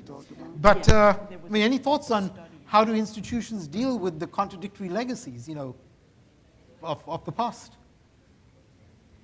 Yeah, it's so important. One, know the facts. And then I think what you're doing is figuring out how do we change the sort of institutional mentality that has perpetuated itself to this point and had amnesia. And I think the students here are the ones, you guys can do that because you go here and you know what you need and you know what's missing. And I think you're best able to answer that question. If for you changing the name does not empower you, then that's not the right thing to do.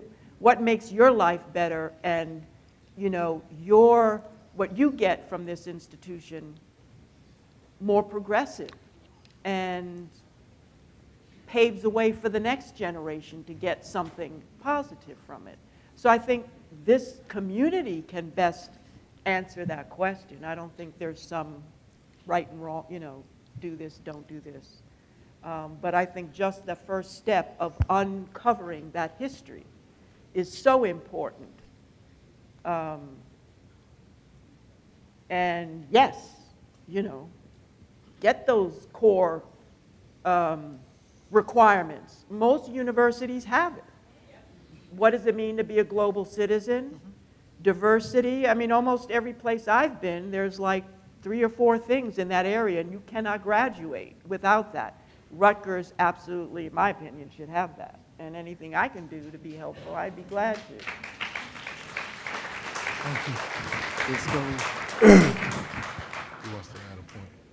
Let me just make this observation.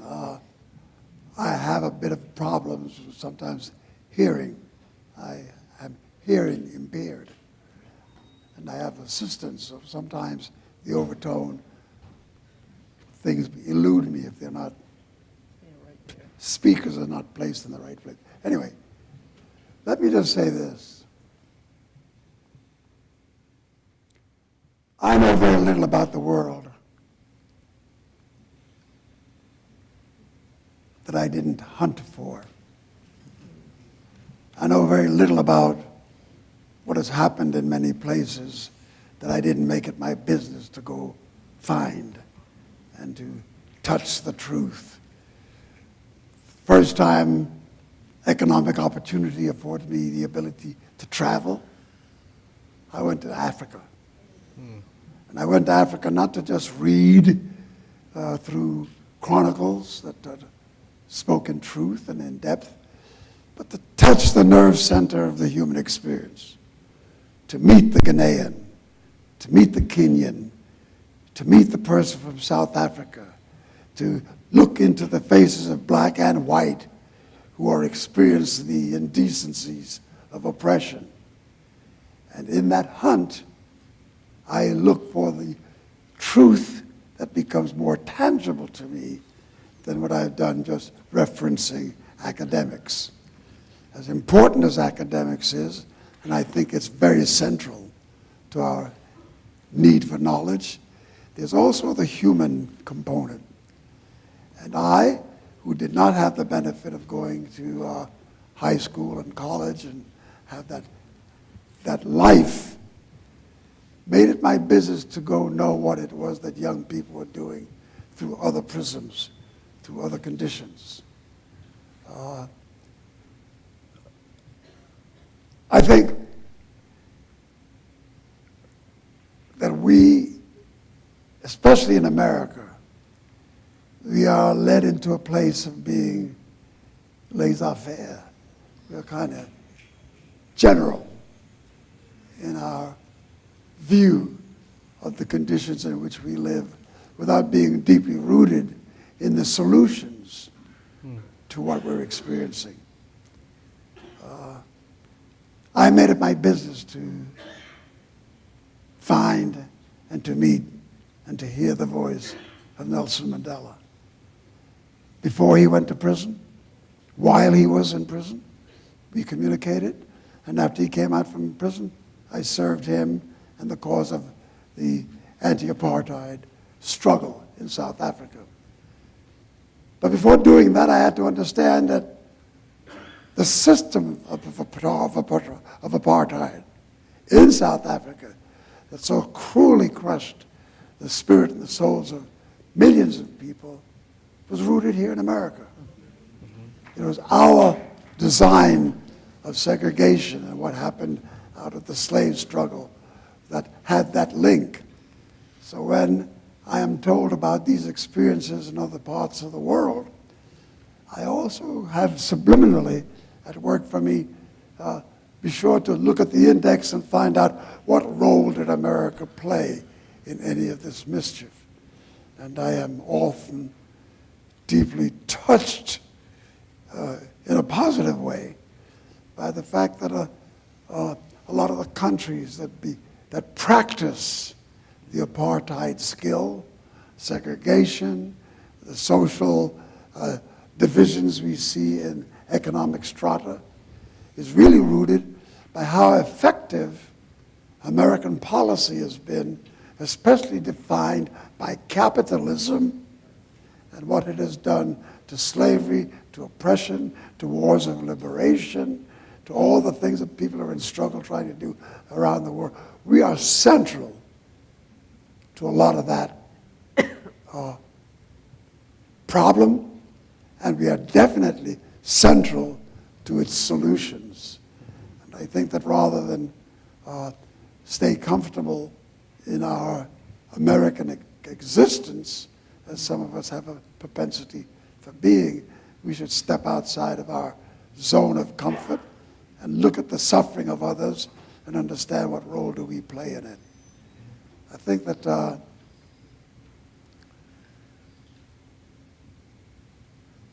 look, there's a guy named Bo Taylor. Bo Taylor's with the Bloods and the Crips. I saw him in L.A. He had a gun in his hand, and he was ready to talk about mayhem. We talked at great length. I went to his home. I visited with him. And out of that trajectory, out of that experience, he then made a transformation and became one of the most powerful young leaders in California with the new wave of resistance that's coming from so many quarters. We tend to do a glossary. Very few people write in depth in a way that we get to understand every day as citizens about, for instance, the Women's March that took place in January, the day right after Trump delivered his inaugural address. That was no casual moment. That was a highly conscious, well-debated effort. And that when it went out, it was interesting that the press didn't know what to call it. The press didn't know who led it. They kept saying, who's leading this thing and what do you want?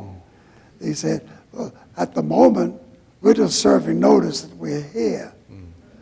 What we want is going to be defined in all of the things that are to come.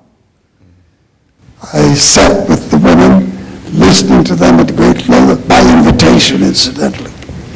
Because when they talked about that they were going to do this march, and they wanted to emulate what happened with the March on Washington, they called some of us who were strategists in that context. And the bottom line is that instead of just a few 100,000 women, 3 million showed up globally to express their discontent with what they're experiencing. And they're now going along with the follow-up for what next will they do. What will women do in leading the 21st and the 22nd and the 23rd century? Because I'll gladly tell you, it's your turn at bat. Men have screwed it up, and we're now dependent on you all to straighten it out. But Thank you. You're welcome. But you got your work cut out for you. And I think that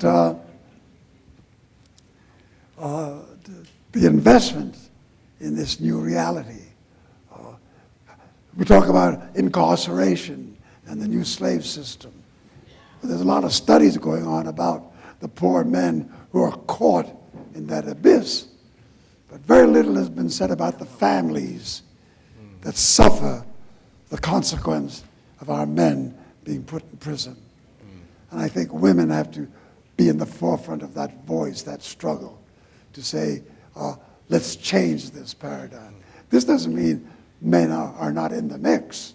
It just that means that, like we did when we did the civil rights movement, black people stepped into the breach, made it understood that they were not going to be treated any longer the way we were treated on the issue of the vote and all the things that Dr. King and the movement did. And now the same thing with women.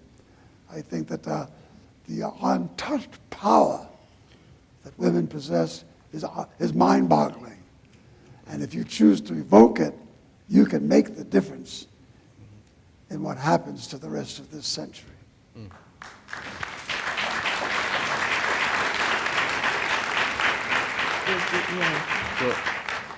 So in the interest of time, I'm thinking about how we can best facilitate this. If we want to have folks share your questions, and then we could have both Susan Robeson and Harry Belafonte provide concluding thoughts with some of the questions that are asked. I think that's Okay, perfect. So why don't we start here and we'll just go back and forth. Yeah, just being brief with your questions. Thank you very much, Ms. Robeson and Mr. Belafonte. This is one of the greatest honors of my life. I've been listening to your music, not just the Banana Boat song, but for many years and lots of YouTube videos. I just came up with a quick poem real quick. It's kind of like a poem. From Nigeria to New York City, from Ethiopia to Englewood Cliffs, from Kingston to South Korea, we all stand as brothers and sisters, whether we're different. I also wear many hats, just like every man, woman, and child in here. Actually, I got one of them underneath here. But the point of all me saying that is we have multiple roles in our lives. Before you're great activists and before you're the granddaughter of one of the greatest minds of our time, we're people, right? So I come before you guys today and just say, this is me. This is truly who I am. 151% genuine. You know, I don't really get starstruck, but I'm just in awe of the two of you's greatness.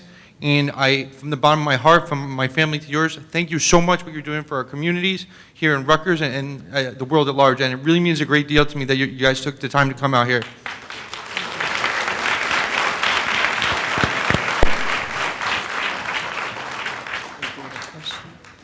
Hi, good evening. Mr. Belafonte and Ms. Susan Robeson.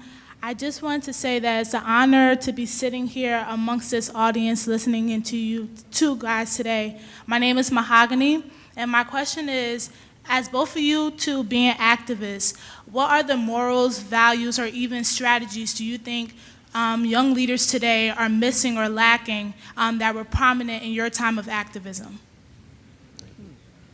So we'll take all the questions and try to summarize it into one final thought. Okay. Good night. I'm from the Caribbean, Jamaica specifically. When I visited, Hi, I'm from the Caribbean, Jamaica specifically, and I visited the Robeson House this past summer, and I learned that he visited Jamaica. So I wanted to ask, how did his message connect to the Caribbean? Thank you. Paul's, yeah. Yes. I'm taking it down, so I'll summarize. My name is Vernoka Michael, and I'm the head of the Paul Robeson House in Philadelphia. I had the pleasure of sitting at the feet of Paul Robeson and learning. I was an extended family member. But my question is, we have a number of Robeson institutions in the Northeast, and what would you suggest for us to work together? Now, I've started a learning center to bring people in like I learned under him, to sit at his feet. The young people from Rutgers have been there to sit at my feet, and other high school and college students do the same. But what could we all do based on what you would like to see us do to work together to make sure that his message continues? I'm working on the X and millennial generation, so I'd love your suggestions. Thank you. Yes, sir. I'm Denise Leslie. I'm reading my song and enjoying it. At one point, there was one statement that you had a dinner with Eleanor Roosevelt, and she was doubtful and worried about integrating the schools, which seemed surprising when I first read it. And she said she didn't want that struggle to be on the shoulders of those small children, their parents and their teachers. What about housing? Why aren't we working on living closer together versus trying to integrate the schools?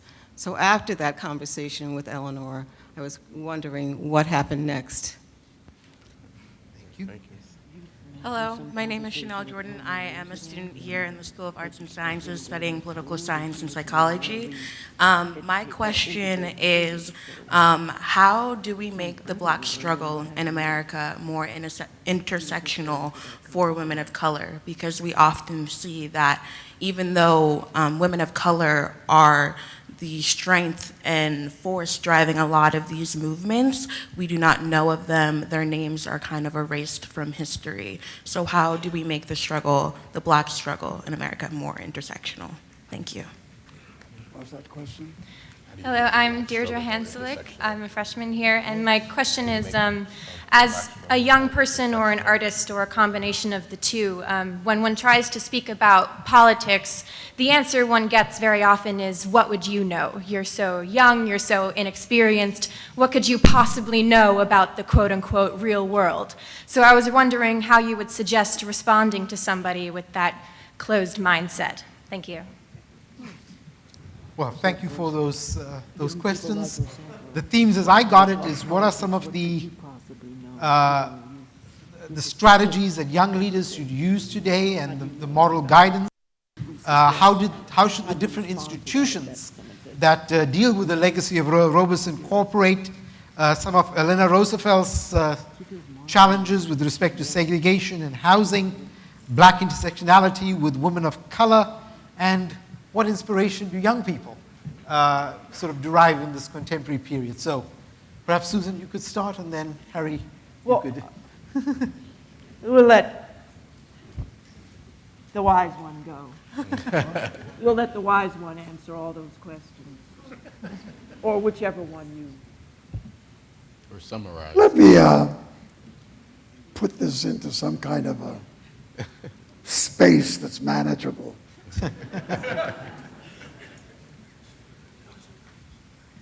There's nothing that I could say, or that any of us on this platform could say, that has not already been said. If we are to instruct young people on choices they would like to make or questions they would like to have answered. I cannot speak with any wisdom that's greater than the writings and the teachings of Frederick Douglass. I cannot say anything that's wiser and more instructive and more clear in its mission than the things that were said by Paul Robeson, that was said by Dr. Du Bois, that was certainly said by my close friend Martin Luther King Jr., that was said by Malcolm X, that was said by Ella Baker and Fannie Lou Hamer. This instruction and this volume of thought exists, and it's quite accessible if you are really desirous of finding it. To wait for the opportunity to hear these incredible questions answered in a single moment by us sitting on this platform is a shoddy response to a very meaningful moment.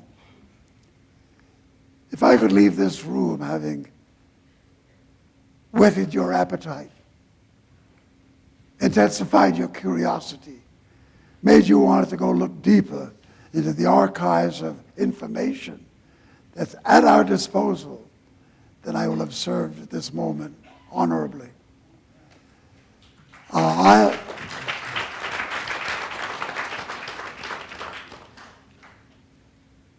I think that even myself, I carry with me in my computer Dr. King's speeches. And as familiar as I am with them, and as often as I was inspired at the moment some of these speeches took place, 50 years later I go back to that source and I listen to that voice, and I'm once again touched almost as passionately this time as I was back then. Because not only were those remarks most prophetic and carried great solution to the problem, but the system in which we live, and I mean it in its most subtlest forms, curriculum in the university, something wrong with it, fix it. You have that capacity. It should not elude you. If you're not learning what you think you should be learning, petition in a way that insists your questions be addressed. I think that many of us are fed the 60-minute bite syndrome. We want to hear it all ready-made. And if we don't get it ready-made, we profess, well, I don't know. Nobody ever told me. Well, did you look for the answer? Because these questions that are being raised today are not new. They're not new at all. I mean, we went through slavery. What do you really know about slavery? Beyond the fact that hundreds of thousands of people were put in chains and led from Africa, which is in itself should be at least a great primer to wanting to know. But then when you study the details of slavery, then you'll understand why we have black English. You'll understand that when our tongues were cut out for not speaking the master's language, when these deep, deep, inhumane acts took place to mute us as a culture, as a people, as a history, then you begin to be right on the right track for a revelation that will bring solution and answers, because those books exist. If you've never read Dr. Du Bois, if you've never read Frederick Douglass, if you've never read a lot of the speeches that have been reproduced, then I think you miss a big part of it, because no one moment, no 1 hour, no one space will fill the volume of history that needs to be touched upon. And I think communication, which is so accessible now, especially with media and social stations and all that stuff that goes on, I think we have a chance here to turn this situation around. And I believe it will be done. If it can't be done, then what's the purpose of human existence but to fix it?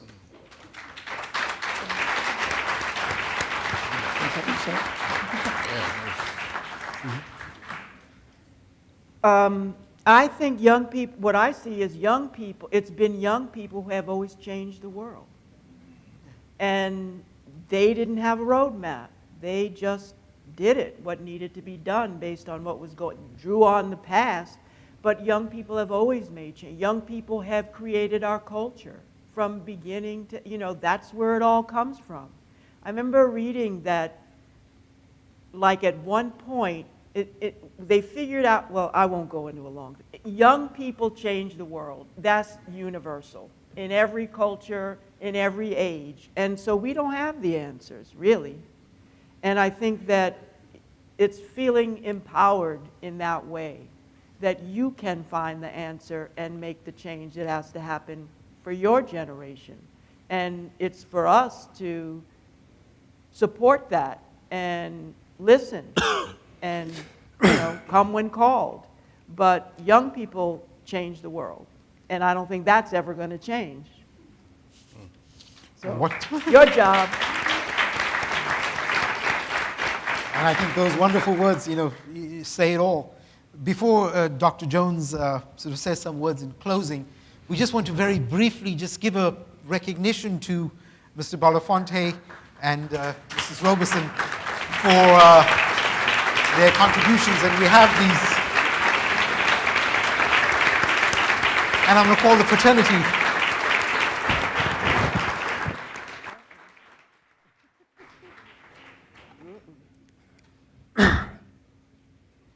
So we have these three plaques, and I want to call Professor Eric Bronner, Steve Bronner, who served as our first inaugural Paul Robeson lecture, to the stage. You could just please come.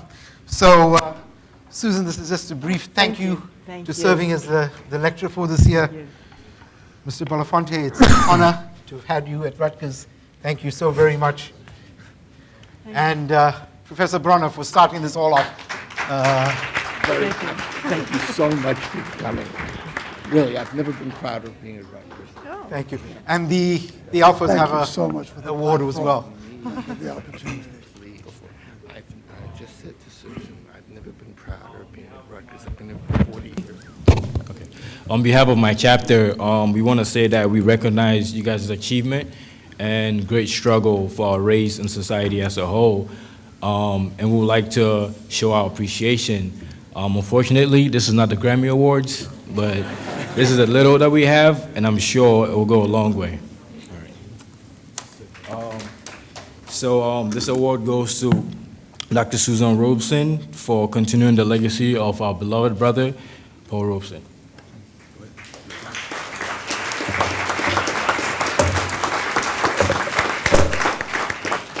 Brothers and sisters, it's definitely an honor to be before you all. I want to thank Brother David Jones for organizing this and the Paul Robeson Cultural Center. We want to say a few words of appreciation to our dear Brother Harry Belafonte. A lot of us may not know who's sitting before us, but I just want everyone to know that when everyone rejected, or when so many rejected Brother Paul Robeson, our fraternity brother, it was Brother Harry Belafonte who stood by his side. When it was just yesterday, in 1968, I believe it was, April 4th, our beloved brother, Dr. King, was assassinated. It was Brother Harry Belafonte that stood by his side. When those who claim to love, those who pass from our community, those who stand today and claim to love them, when they were alive, just remember, a whole lot of people did not love them. But it was a man like Brother Harry Belafonte that sacrificed his own personal career, his own fame, to stand by a man who spoke truth to power. So Brother Harry Belafonte, we love you. Sister Susan Robeson, we love you for standing with truth and for standing against those who don't want to see our success. Thank you. And for that, the Delta Iota chapter of Alpha Phi Alpha Fraternity Incorporated sees Brother Harry Belafonte as the embodiment of true black activism. Thank you so much, brother.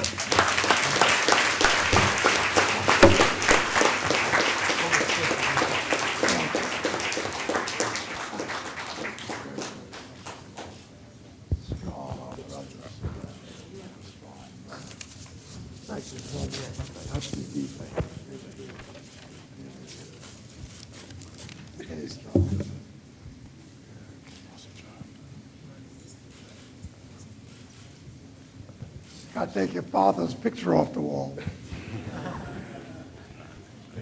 Thank you.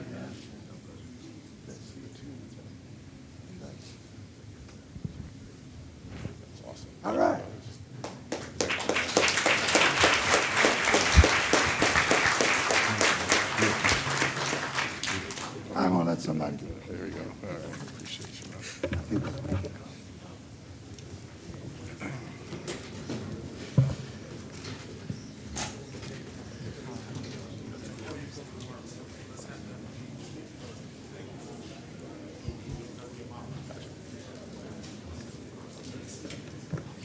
So if you just bear with me for 1 minute while we close out our historical event.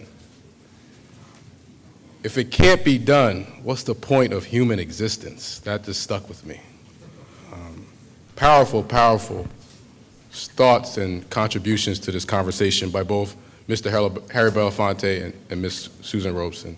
Let's give them both a round of applause. Thank you so much.